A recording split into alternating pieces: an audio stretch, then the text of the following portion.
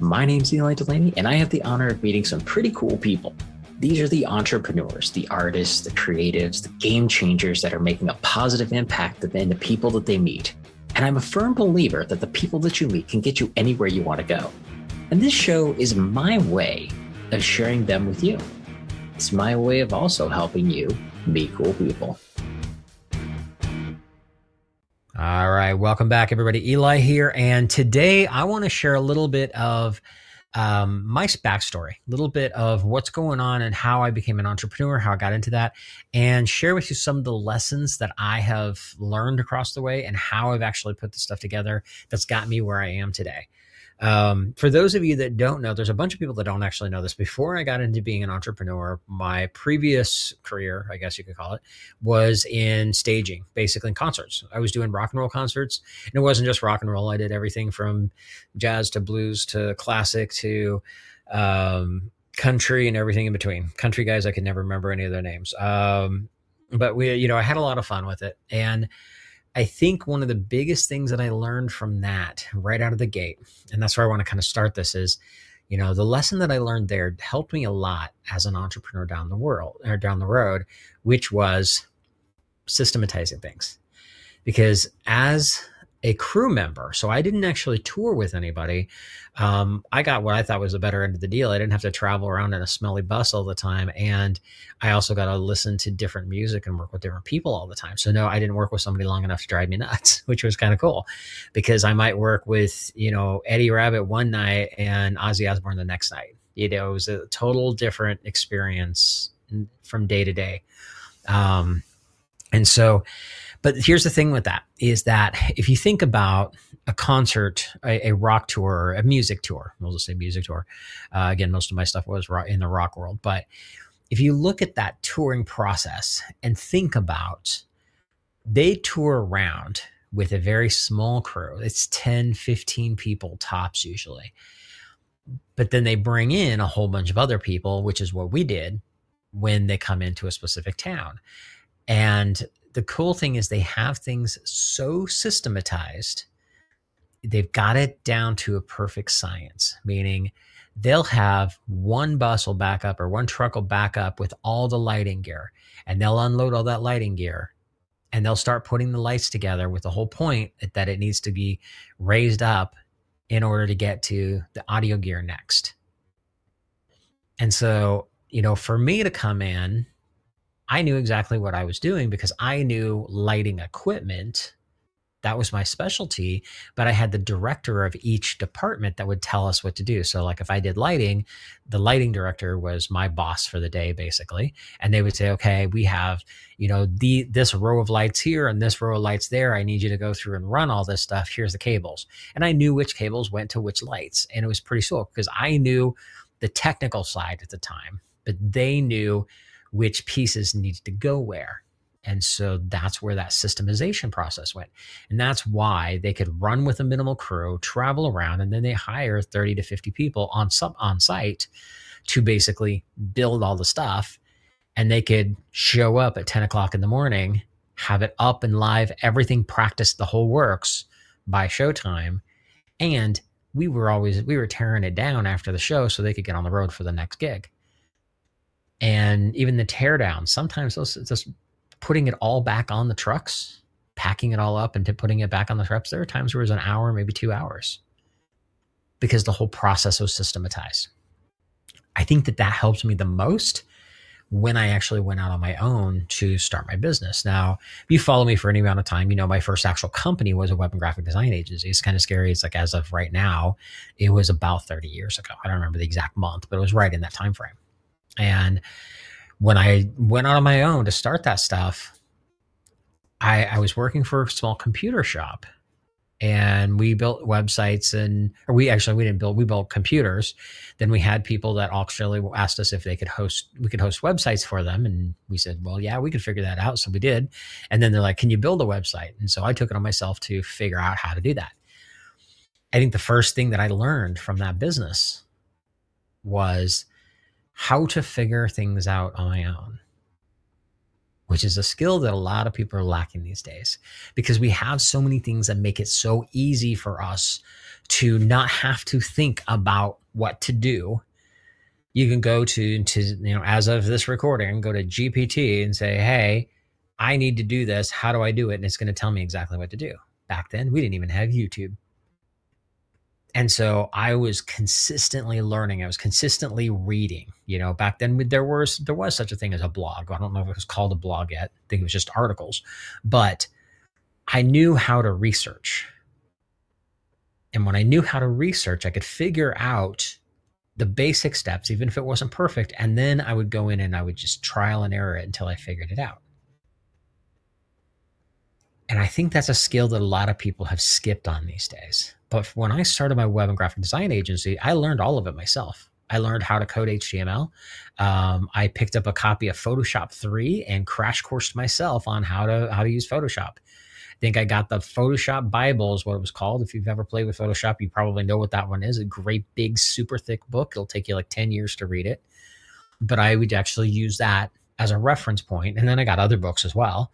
And I was consistently learning how to do new things in Photoshop and then also, HTML and things like that. Over time, I also had to figure out, oh, wait a minute, if I'm going to do my own business here, I got to figure out how to get clients. And so I spent a ton of time at the bookstore.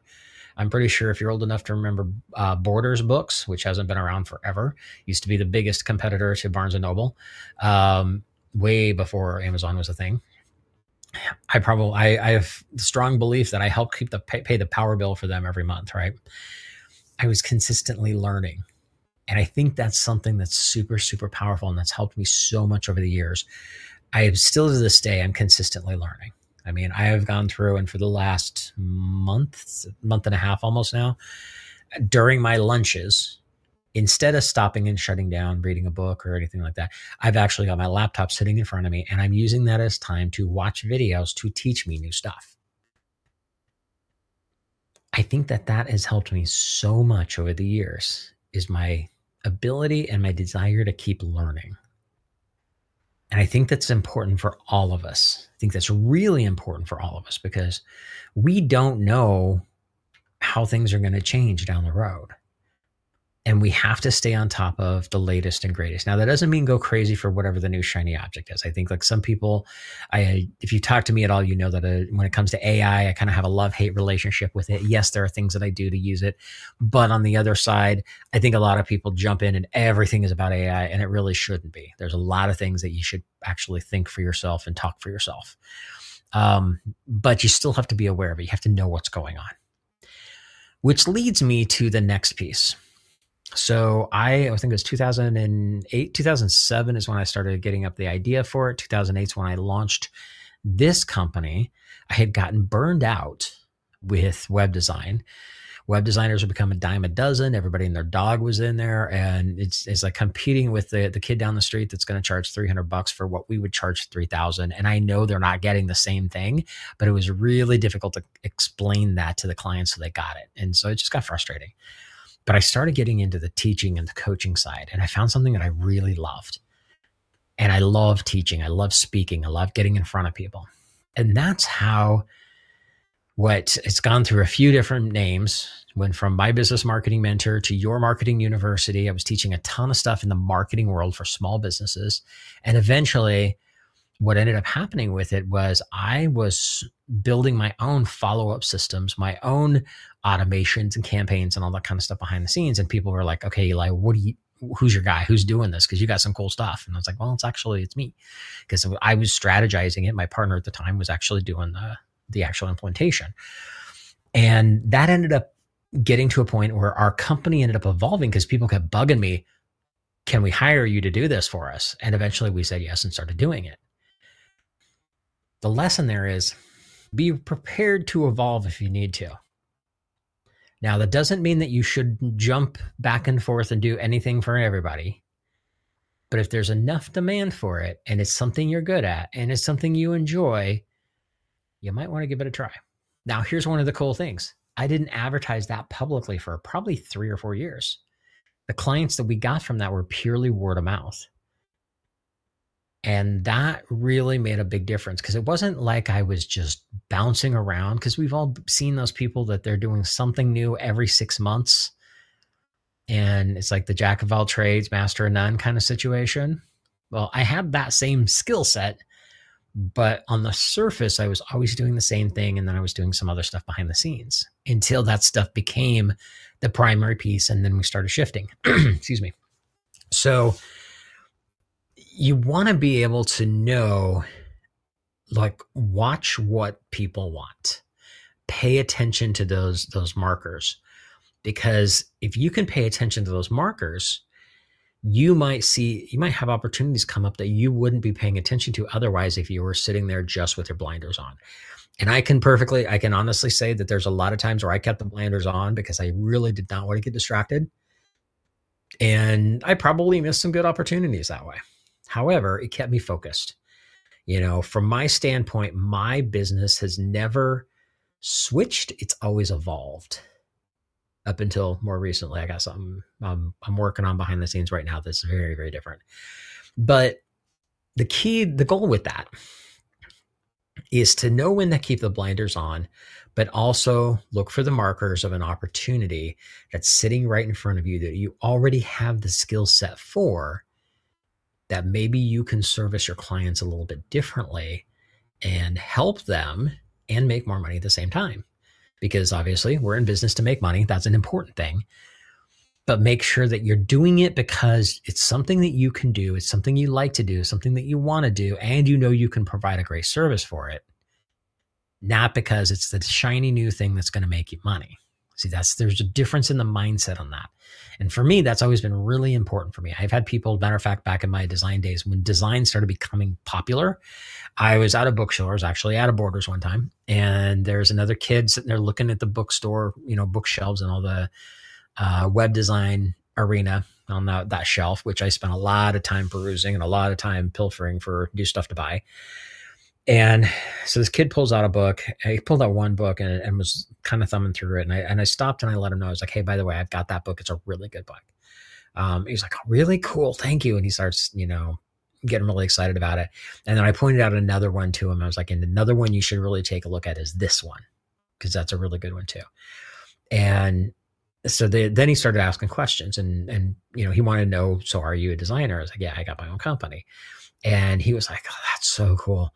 And I don't remember how the conversation led to it, but it ended up going to so, can I give you one piece of advice I asked him, before I said this, I asked him, I was like, so why do you want to get into web design? And his response was, well, because that's where all the money is. Everybody's making money on websites. And I stopped him for a second and I was like, okay, can I give you one piece of advice? If the only reason you are going into that industry is because you think that's where the money is, get the hell out. Go find something else. Because web designers are becoming a dime a dozen. It's going to be harder and harder for you to make it in this industry. And if the only reason you're doing it is because you want to make money and you think that that's the way you're going to make your millions, it's not the right reason. Now, if you love it, if you enjoy it, and you want to be able to make money, cool. But if that's the only reason you're doing it is because it's about the money, don't do it. Don't get in there. It's a losing battle. And I hated having to say that, but it was something that I wanted to portray to him so he understood what it was.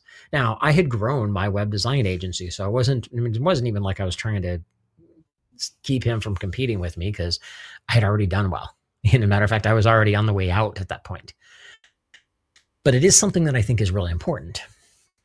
You have to love what you do. Now, you don't have to be in love with it. It doesn't have to be the only thing, but you really do need to enjoy what you do. And don't do it just for the money because it'll make you miserable. It really will. The next thing I want to talk about is the most important thing, and we're going to kind of probably start wrapping up at this point. I just want to share a couple of the lessons that I've learned over the years. One is your network, your connections, which of course, Meet Cool People kind of revolves around that. The people that you meet are going to get you anywhere you want to go. And you've probably heard me say that before. I think it might even be in the intro intro for this podcast, if I remember correctly.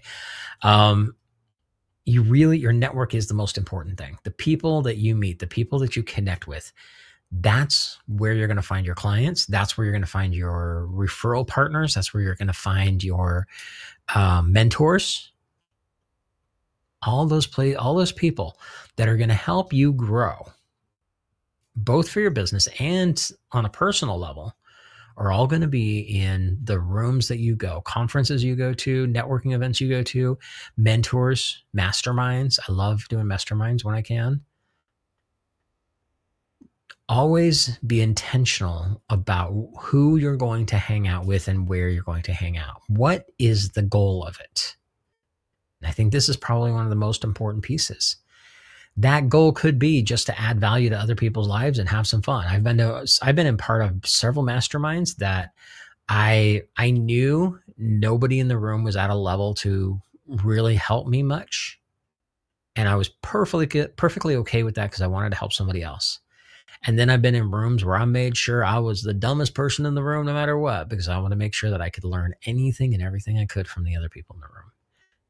And you really want both of those, because one's going to help feed your ego a little bit, but it's going to help you give back to the other part of the world, which is really an important piece. And the other ones are where you get to be on the flip side of that. So look for those kind of opportunities. Those should be some of the most important things for you to look at. And then the next thing that I want to talk about, and this is where we will wrap things up. Always be ready to evolve. Business is not going to always stay the same. There are a few industries that have been that way, and you can get a little bit cushy with it, but even those are going to get hit by different things: economic changes, political changes, technology changes. Like right now, we have like all those things going on, all three of them at once. Know when you need to pivot. And sometimes those pivots are going to be changing up the services you have around the business you have. So when I went from just teaching business marketing to small businesses, which was much more generic, and I started going directly into email campaigns and email follow-up systems, that was a niched down piece, but it's still in the same arena. And the cool thing is that was even a switch from my web design agency. It was still kind of in that same realm. And one advantage that I had was that a lot of them were the same kind of clients. But there will be times, and in some industries, where it will be time for you to make a real big pivot and to completely change up what you're doing. And that's where you might think about, okay, what's the next business? What else can I do? And is it going to be for the same people? It could be, or it could be for somebody totally different. Sometimes, and I'll do kind of a little bit of backtracking here, is that sometimes you'll find you get burned out in what you're doing. So when I started this business, which is, back then, again, it was teaching marketing to small businesses. I was getting burned out on the web design side. I was tired of it. I had grown it. I had an office. I didn't like the office. I didn't like my employees. I didn't like the clients I was working with. I mean, there were some great ones, but there was a lot of them that I wasn't so happy with. And I just got burned out on it. And so when I made the switch to teaching and coaching, I loved it. It was a totally new game. I had so much fun with it. And it's been phenomenal. And I still love teaching and coaching. But it was a whole different game than what I was doing before. Now, fast forward again, we're at almost 30 years that I've been in business now. I'm actually starting to make some shifting on where I am doing too. And what I've done is I've actually started a whole different project that I'm working on that caters around philosophy and how to control your emotions, because in today's world, that's an issue that we have a lot of. It's a project that I am just barely getting launched on. It's called Sevenfold Projects. And I bring in stuff related to Bushido, Stoicism, and even some Buddhism that talks about how to deal with day-to-day life and how to use the ancient wisdom and the ancient virtues that have come from these philosophies and use them in today's life to help you become a better human being. Now, this is a huge pivot. Now, it's not really a pivot, though. I'm gonna rephrase that a little bit, because it's a huge change, but I'm doing it on a slow move. I've been working on it quite a bit for the last several months. I've actually just as of this weekend, I launched the YouTube channel for it. And I'll put that in the show notes if you want to go check it out. I'd love it if you subscribe and, say nice things, all that kind of fun stuff. But it's been one of those things where it's like, okay, it's time to evolve. And that's the word for this one, is an evolution. And I want you to pay attention to the words that I've been saying. So some of them are pivots. When 2020 happened and the world shut down, we all had to pivot because we didn't have times to evolve or to gradually make a change. We had to change immediately. We didn't have a choice. And then sometimes you're going to have times where it's like, you know what, I think it's time for me to evolve a little bit. And evolution is a whole different creature. And sometimes it's a lot easier and sometimes it's harder. From an easier standpoint, it doesn't freak you out as much because you got some time. You got a little bit of runway to work with. But it also can be your worst enemy. And I know this from personal experience, especially with launching this new stuff, is that sometimes you're still comfortable in what you have and you don't make the leap. So it can take a lot longer than you want. And so think about your business, wherever you are in business right now. Where were you before you started? Where were you when you started? Where are you now? And where do you want to go? And think through that. Spend a little bit of time doing that. I mean, I would seriously go to a coffee shop, put on some headphones, and just journal on that. And I mean write. Physical paper and pen. Write it out. Look at the evolution. Look at the journey that you've been on. And what were the things that you learned across the way, and where do you see yourself going moving forward? Because everybody's journey is different. Everybody's emotional states are different. Everybody's place is different. Where they are physically, where they are mentally, where they are emotionally, all that kind of stuff. And so we need to stop and check ourselves every once in a while. And I want you to do this, like this exercise. I just shared with you the evolution of my journey as an entrepreneur. And I highly recommend that you do that for yourself as well. Now, for some of you, you may be only a year or two in business, so that timeline may be fairly short. That's okay. For some of you, you've been in business for a long time. And this is going to be an eye-opening thing when you do this, because not only are you going to see where you've been, how far you've come, which is really rewarding, but you'll also see, okay, here's the things that I've learned across the way. Talking through this with you, and I have some notes sitting right here in front of me. If you're watching the video, you'll see me glancing down on it. But talking through this process has helped me even go through and see where my evolution has been, what my journey has looked like, even more detailed than I had before I hit record today. And so it's a very, very powerful process to do this. But what I want you to really do with this, I want you to think about this, not just the lessons that I'm sharing with you that I learned across the way, which are systems are important, know when to pivot, know when to evolve, and your network are the most important things, but what are the lessons that you've taught yourself along the way? Because some of those things are all done subconsciously. And once you make them conscious, you are actually actively aware of them. You get that aha moment, which can be pretty cool. So with that, I hope that this was helpful for you. I wanted to share this kind of a little bit of history, but a lot more of the lessons that I've learned. And there's a lot more of it, but we're almost a half an hour in, and I was hoping to actually make this about 15 minutes, but there's a lot. It's been, how do you take 30 years and put it into 15 minutes? It's kind of difficult. But again, the lessons that I got, number one, know when it's time to start changing things up. Whatever that looks like. Be prepared to evolve or pivot when the time comes, because the time will come at some point. Because it does happen. It always will. And I've been through multiple economic changes that have happened been through a lot of crazy stuff in the last 30 years. It's going to happen. So how prepared are you for it? And the prepared just means to kind of have an idea what the next step could look like. You don't have to have all the details. And figure out what those lessons are that you've learned in the amount of time that you've been doing all this. Because someday you're going to want to share those with somebody else and help them on their journey. And of course, be ready to evolve to that next thing or pivot to that next thing if it comes up. Know that it's going to happen and just be okay with it when it does. So that's it for me. Thank you very much for listening. Hopefully this was helpful for you. Get out there, have an awesome day. And I would love to hear your thoughts and ideas. If this was helpful for you, please reach out and let me know. I really like to hear that kind of stuff and see, is this something that was actually useful for you?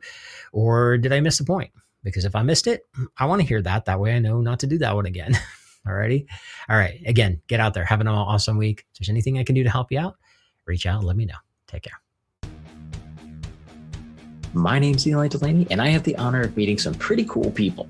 These are the entrepreneurs, the artists, the creatives, the game changers that are making a positive impact in the people that they meet.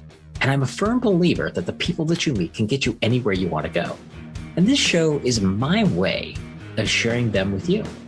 It's my way of also helping you meet cool people.